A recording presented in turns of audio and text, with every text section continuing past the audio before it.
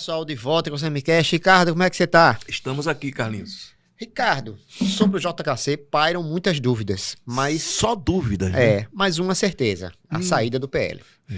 A saída do PL e um certo afastamento desse meio bolsonarista, extrema-direitista, não sei. Ele nunca foi efetivamente, nunca foi, né? exatamente. Ideológico, não. Ele sempre foi... Eu diria que por esperteza, né? É.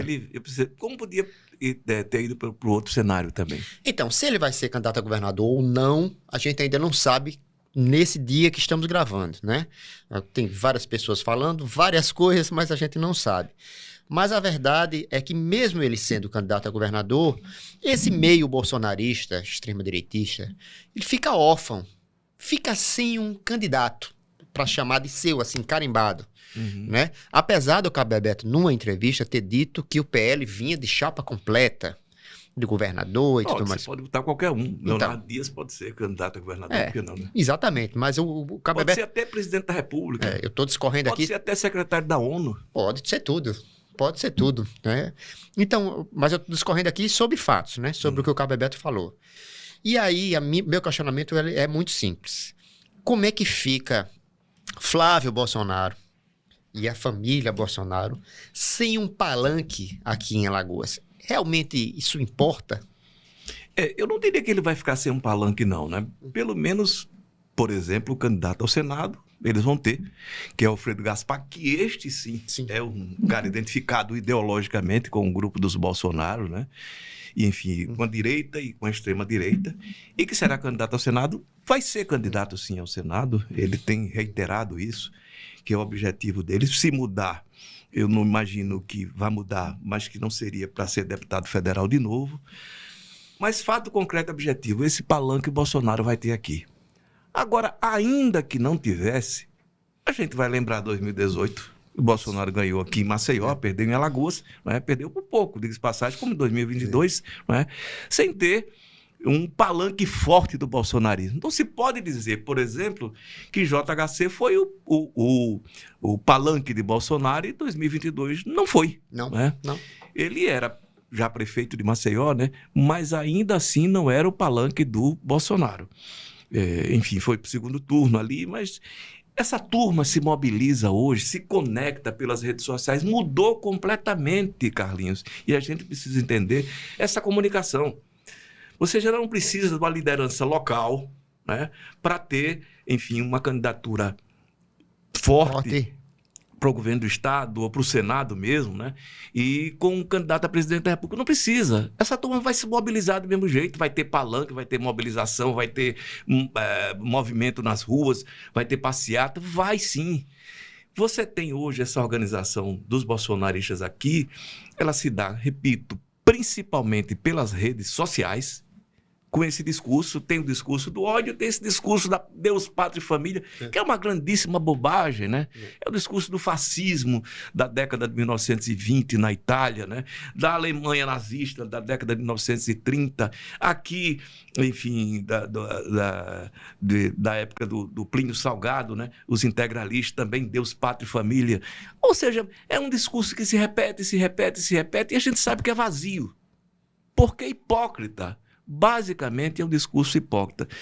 Eu conheço gente que tem o respeito à instituição da família, à pátria, e que tem fé em Deus, e muita fé, e que não é da direita ou da extrema-direita.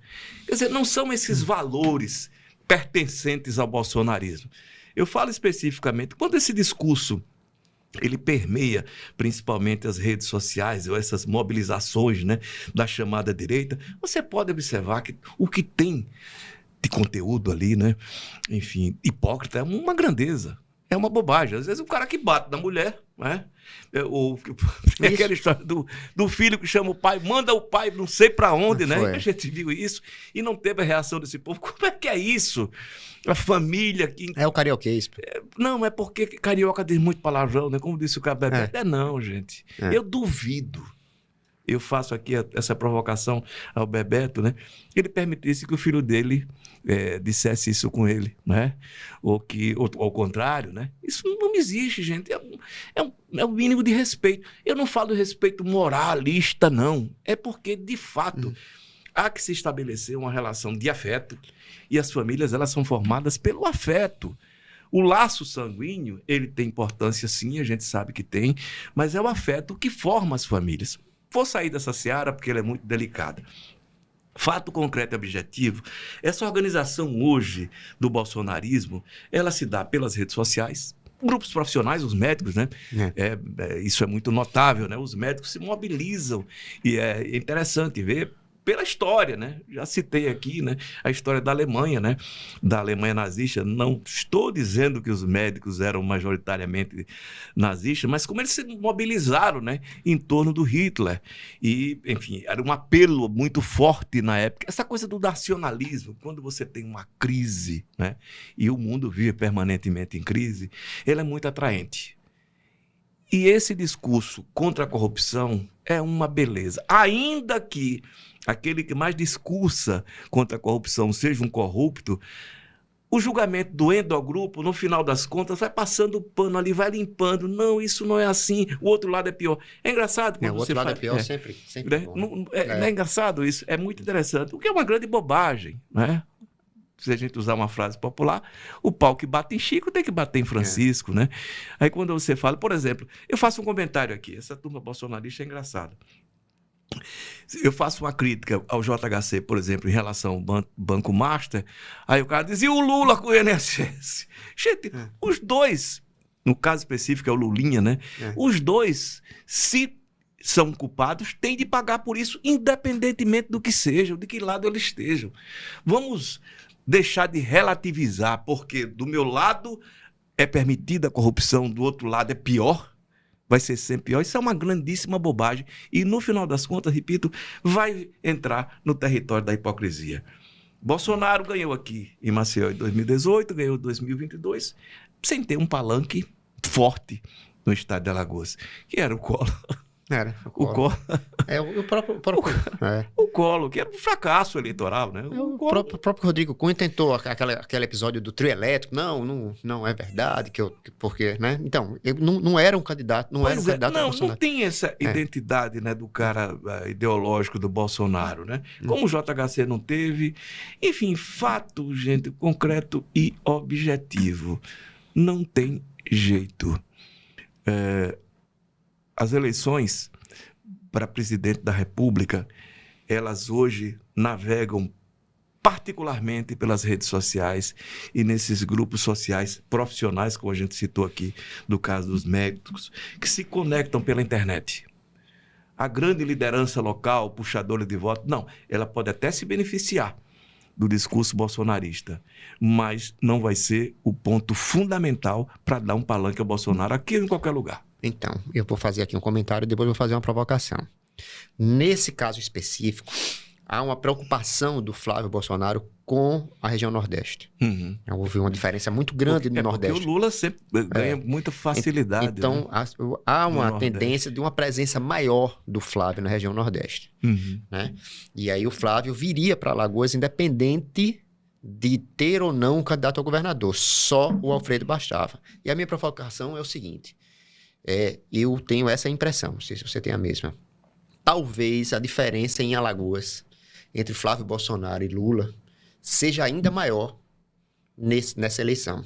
É uma impressão que eu tenho. O que é que você acha? Eu não sei, não consigo mensurar isso não. Porque tem muita pesquisa hoje, e eu acho que essas pesquisas, essa altura do campeonato, né, sem que a gente tenha o andamento da campanha eleitoral, elas são muito falhas. São um retrato do momento. Aliás, os pesquisadores sérios, não os vendedores de pesquisa, eles dizem, esse é o retrato do momento. O que vai acontecer daqui uma semana, daqui um mês, é outra história. Eleição, e aí a gente sabe que acontece pelas redes sociais ou fora das redes sociais, as eleições elas têm uma onda. E quando a onda vem, ela vai arrastando, né? Uma parcela significativa da população sempre foi desse jeito. E isso ainda não se alterou, seja por essa comunicação pelas redes sociais ou essa comunicação direta de palanque, que ainda tem, né? Principalmente nas cidades do interior, porque aí os prefeitos fazem palanque, né?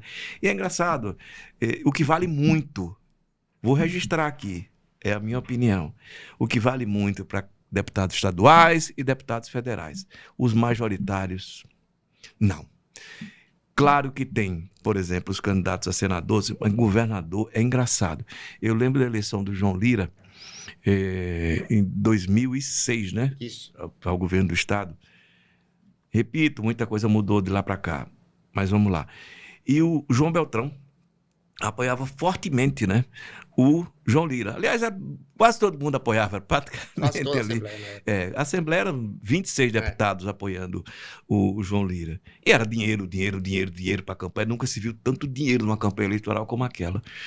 Mas ainda assim, eles não conseguiram conter o voto no Theo Vilela. Ouvi isso o João dizendo, o João Beltrão, comentando com uma pessoa do meu lado, ele dizendo, olha, não dava para segurar. Não deu para segurar. Chegou o pessoal, estou votando no Theo, estava votando no Theo. Então, esse voto específico para o governador do estado, você não consegue conter. Assim como para o presidente da República. Eu não sei se o Flávio Bolsonaro vai ganhar aqui no estado de Alagoas. Acho difícil. Mas em Maceió eu acho que ganha.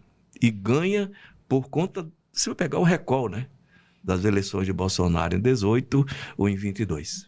Então, vamos aguardar nessa questão. Mas então, Flávio Bolsonaro, basta o Alfredo ser candidato que ele pode... Mesmo sem Alfredo, ele vai ter palanque aqui. Se vai... Alfredo não fosse candidato, né? Tem Alfredo, tem o Fábio Costa. Mas mesmo sem essa turma, ele teria palanque aqui. Porque hoje essa turma, repito, ela se mobiliza pelas redes sociais ou no ambiente de trabalho, particularmente em algumas categorias profissionais. Eu cito os médicos, porque foi mais evidente, né? Principalmente por causa da Covid, né? Eu vi médico aqui. As consultoras também, enfim. Não, mas essa turma vai sempre vai para a direita. Sempre vai. Essa turma sempre foi para a direita, seja quem estiver. Foi na época da ditadura, né? Foi pós-ditadura, sempre está com a direita. Mas eu falo especificamente da categoria médica, que chamou a atenção, né? Eles foram para a rua.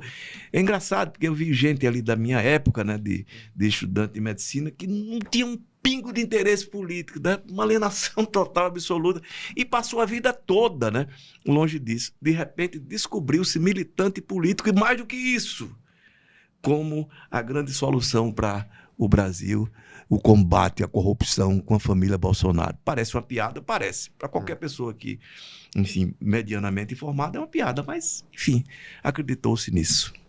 É isso, Ricardo. Então vamos partir. Vou apanhar um bocado? Vai. Não sinto muito, mas vai. Mas fazer o quê, né? Faz parte do nosso ofício. Tem gente que foge disso, mas não tem como fugir. No jornalismo não tem como fugir. Aqui na Dica Cultural, também talvez eu apanhe muito nesse contexto que eu vou colocar. A BBC, a BBC como toda, ela tem uma tradição documentarista. Ela faz documentários fantásticos. E ela fez esse Por Dentro da Machosfera, que está no Netflix, que é um documentário famoso, que ele especifica um movimento que é assustador, Ricardo. Ele começou com aquele pessoal do MAGA, né, o MAGA, aquele movimento trumpista, que é aquele família, tradição, o lugar da mulher ao lado do homem, né, enfim. E isso se expandiu para o mundo inteiro, na Europa e no Brasil. E no Brasil você tem uma gama de influências. Eu sei que não é o seu mundo, Ricardo, mas uma gama de influências que vão de influências de atividade física a influências de futebol, de influências que eles transitam nessa chamada machosfera, que tem a ideia de que a mulher ela tem que ficar no lar, uma volta ao passado, ficar no lar, que a mulher não devia trabalhar, e que determinadas mulheres de determinada idade não são para casar. São esses e eles vão à internet e infelizmente dá espaço para esse tipo de gente. É esgoto mesmo, esgoto. Da humanidade. Aí, a partir Esbravou-se ali, né? E aí isso causa uma consequência, que é o aumento do feminicídio. Infelizmente é um fenômeno atual, que é o aumento, inclusive, dos ataques das crianças, dos meninos contra as meninas. Isso tem, inclusive, falando no documentário, porque esse universo gamer, esse universo está todo infestado dessa questão da machosfera. Aí eu trouxe um livro que pode não ser um exemplo de literatura, O Conto da Aia, né, da Margaret Atwood, que é um livro atemporal, uma distopia, sobre um momento onde há uma crise de fertilidade no mundo, isso é uma distopia, naturalmente, e que um movimento político americano culpa isso dos desígnios de Deus, ele usa a religião para justificar serve para um isso. monte de coisa, né? Serve para um monte de coisa e conseguem chegar ao poder nos Estados Unidos, criando uma teocracia, né? E aí as mulheres passam a ter um papel inferior dentro da sociedade. Esse, vou contar, é um livro bem famoso, tem uma série, Handmaid's Tale. Interessante. Ele até tem já um monte de tempo que eu li, mas assim... Até quando eu trouxe, eu disse, eu vou lacrar, Ricardo. Vou lacrar. Mas é um livro que era... Por que eu trouxe esse livro? Era interessante que alguns homens lessem. Alguns homens lessem esse livro, entendeu? Então, esse combo que eu trago, tanto o documentário, Por Dentro da Machosfera, que está no Netflix, como o livro O Conto da Aya, da Margaret Atwood, para que os homens estejam cientes do que representam esse movimento da machosfera, do quão é asqueroso, do quão é perigoso esse tipo de movimento. E primitivo, né? Primitivo. É impressionante, né? Se pro homem da caverna, você pega um tacape, né? E, enfim, meter na cabeça da mulher, aquela uma cena clássica, né? É basicamente isso. É terrível, mas persiste, como você disse. A internet, ela é muito perigosa porque ela espalha ideias ruins muito facilmente. E não tem jeito. O ódio caminha muito mais rápido do que qualquer outra manifestação. Eu cito sempre o Freud. O Freud tem um dos ensaios dele sobre o amor, né? E respeito o mal-estar da civilização. No mal-estar da civilização, em que ele contrapõe o amor não ao ódio, mas ao respeito. Ele diz, olha, amar é uma coisa, você sempre vai amar seletivamente, mas o respeito não. O respeito tem que ser universal. E isso tem de ser um aprendizado. Na verdade, já se disse, é uma coisa comprovada, que criança não tem preconceito. Quem tem é adulto, né? E, no final das contas, a criança vai praticar estou lembrando aqui de Humberto Eco, de novo, em 5 discursos morais, onde ele fala exatamente a mesma coisa, é trabalhar as crianças, tirá-la desse meio do ódio, não é, enfim, exilá-la, né, das redes sociais, mas tentar, de alguma forma, guiar ou filtrar, né, isso que é o chamado discurso do ódio, inclusive da misoginia, do racismo. Os dois citados aqui, o Freud e Humberto Eco, veja só, são personagens do século passado, né? Mas que são atualíssimos, porque, na verdade, a filosofia, o conhecimento, ele é atemporal, né?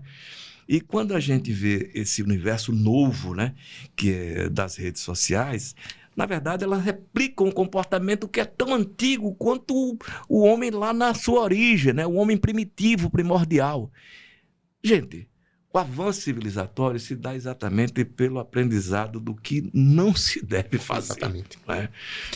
E, especificamente, esse livro, eu gostei desse livro, não é um livro, vamos lá, do ponto de vista ficcional, não é a coisa que eu mais tenha gostado sobre o tema, mas é um bom livro. Eu até dei de presente a minha filha, né? Camila é muito militante do movimento feminista, e ela amou, adorou e tal. Mas, enfim, vale muito a pena. Eu vou ver esse documentário, só um documentáriozinho rápido sobre a BBC. Quando surgiu, você sabia que o inglês médio, o cidadão, ele pagava, né? Pela BBC, né? Pagava. Depois ela virou, enfim, empresa de divulgação. Ela é uma empresa pública, né? Mas assim, o governo cobrava, né, da população para poder ter acesso, inclusive, né? Só tinha televisão quem pagasse pela BBC. Mas isso é outra história. Vamos lá. A minha sugestão de leitura essa semana é do lançamento do livro do Sidney Vanderlei, que é um grande poeta, é o nosso poeta maior mesmo. Eu digo, não é só porque é meu amigo, ele é meu amigo. Esse livro aqui, inclusive, é dedicado a mim, assim, aos 50 anos de amizade, né, que a gente tem e cultiva, né? A gente começou lá em 1976, no comecinho de 1976, no curso de medicina. A gente se conheceu ali. Eu tinha 17 anos, ele tinha 17 anos, e era engraçado, era um trio, eu, ele e o Afonso Henrique Lisboa da Fonseca, que morreu, né? Que tornou-se psicólogo. Ninguém terminou medicina, porque os nossos interesses não eram ligados exatamente à medicina. Esse livro é belíssimo. São 50 poemas do Sidney, comemorando os 50 anos de amizade, enfim, da nossa amizade, mas assim, de poesia, porque ele começa a fazer poesia ali. Eu diria até brincando, ele começa a fazer versos ali, né? A poesia veio um pouco depois, mas foi se construindo exatamente naquele ano de 1976. O Sidney, gente, ele é celebrado por gente grande da literatura. Verdade. Essas revistas literárias, né, e de poesia, na verdade, lê-se pouca poesia, né, no Brasil e no mundo. Fala-se muito sobre poesia. Ah, fulano é um poeta, é engraçado. Quando você diz que todo mundo é poeta, porque quase ninguém é poeta, né? Mas o Sidney é, de fato, um poeta que tem esse poder da síntese e, com uma palavra, consegue desvendar um mundo. E é isso que ele faz. Um cara como Raduan Assar, grandíssimo escritor, né? Lavoura Arcaica, né? Copo de Cólera, apaixonado pela literatura do Sidney, e ele sempre ressaltou isso. Essas revistas, repito, literárias nacionais, todas elas têm citação sobre o Sidney. O Sidney, talvez ele seja mais conhecido nesse universo, e nesse universo que não é um grande universo, do que aqui no estado de Alagoas como poeta. É o preço que se paga? É, por quem escolhe a poesia, né? Como meio de vida, não de sobrevivência, né? Mas de vida mesmo, né? De sentido de vida. E é fantástico. Eu vou ler aqui um poema do Sidney que talvez resuma essa história aqui, que está nesse livro. Da Missão. Todas as palavras e despalavras que haviam de ser ditas, todas já o foram. Mesmo o silêncio fala sem voz. Em seus inumeráveis disfarces e variações, todos já se fez. Por isso, beber horizontes ou vomitar espantos, estudar Platão ou os equinodernos, xingar uma fruta, padecer de amígdalas, dormir sobre pregos ou ao som de Haydn, tornam-se indiferentes. Por isso é que escrevo, para dar fé e testemunha da minha humana condição e de sua soberba inutilidade. Para nada. É o preço que pagam os poetas por serem poetas. Mas é isso, vale muito a pena. Eu confesso, assim, tem uma frase do Nietzsche, né, que ele diz sobre música, né, diz, que sentido teria a vida, né, sem música? Ou sem música, a vida não teria sentido. Para mim, também, a vida não teria sentido sem poesia. Mesmo que eu não saiba fazê-la, mas como eu gosto de lê-la. É isso. Ricardo, aqui embaixo vai passar o e-mail onde você pode adquirir o livro do Sidney, tá certo? Então, já está aqui passando o contato. Ok. Grande abraço, Ricardo. Um abraço. Grande abraço, pessoal.